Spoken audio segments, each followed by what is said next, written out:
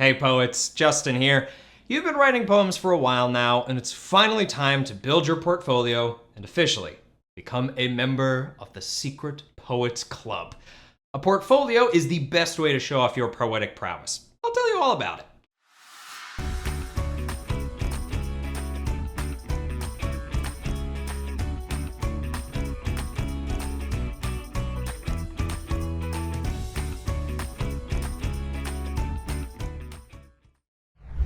People create portfolios all the time to show off their best work. Musicians release albums of their greatest songs. Artists fill galleries with their finest art. Chefs create menus with their tastiest dishes. And poets create portfolios to show off their best work and personal style. But building it goes further than just putting some poems together. There are actually 5 steps that poets go through, and you will too, when building a portfolio. First, poets thoughtfully select which poems to put in their portfolio. What might they consider when doing this? Jot down your ideas. They definitely make sure to pick various types of poems that show off their abilities. Throughout this unit, you worked on 3 types of poems: haiku, ode, and free verse, which you'll include in your portfolio. You can use the ones you wrote in each lesson or write new ones. After that, it's time to revise, to tweak and adjust your poems until they're just right. Do you think a chef would put a dish on their menu that they've only made once? No way! They adjust or revise the recipe until they feel confident sharing it with the world.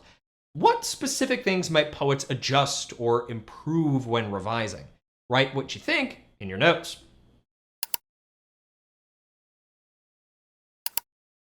There are a lot of things to look at, but for this portfolio, we'll focus on language, or how your word choice and figurative language build meaning throughout the poem; sound, or how effective your sound devices are in creating a rhythm and mood; and structure, or how your lines and stanzas follow a poetic form, if applicable, or reflect your subject.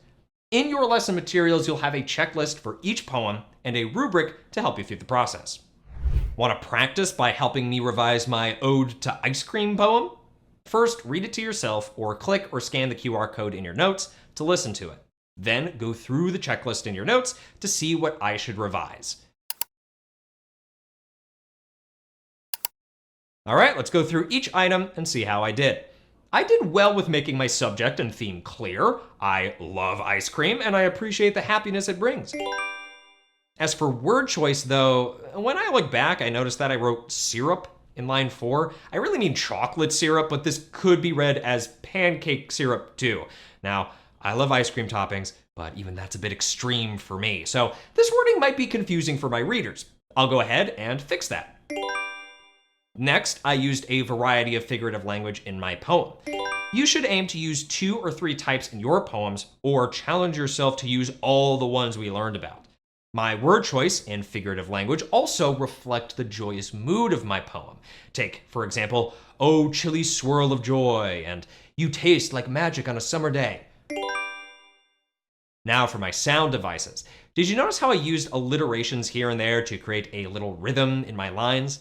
Like crunchy cone and towers topple? It gives my poem a fun flow that helps enhance the joyful mood. For the next item on the checklist, we have to make sure this ode follows the 3-stanza structure. Can you double check that for me?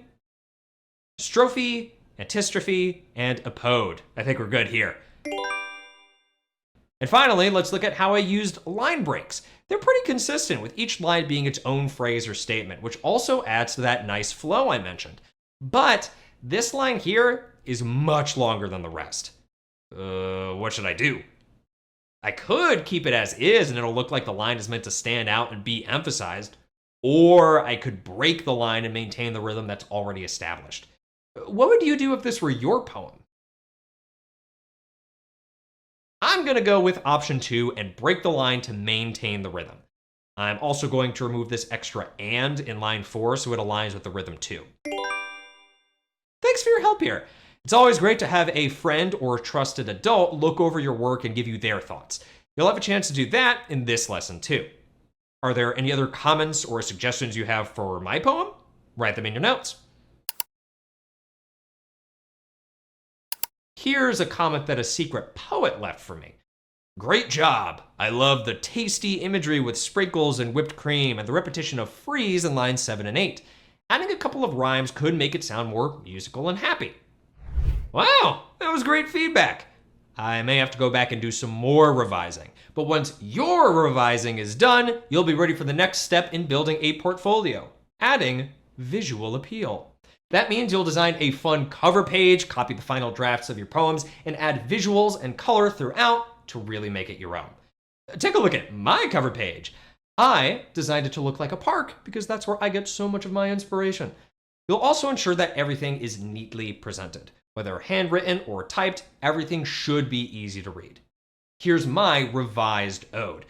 How can I improve its visual appeal? All right, you got me. I should probably rewrite my poem on a paper that is not ripped up with scribbles all over it. Much better. What colors or visuals do you think I should add?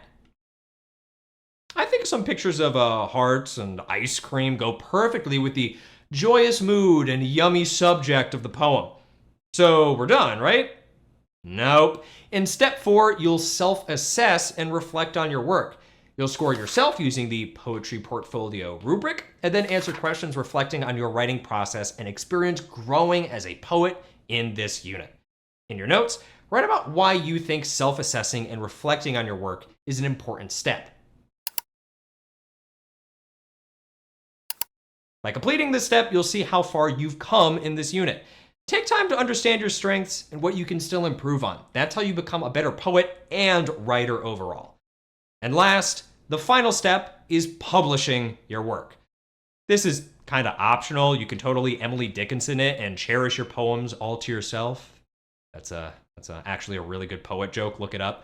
But if you choose to, there are a bunch of fun ways to share them with the world. Check out the publication guide in your lesson materials if you're interested.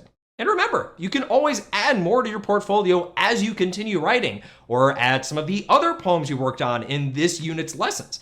You can even create different types of portfolios as your work grows. Maybe create one that's all odes to the things you love, or one where the poems have the same subject, but they're written in different poetic forms. Just have fun with it. Like the secret poet said, try new things. That's our #1 rule. Good luck with your portfolio, and I'll see you next time.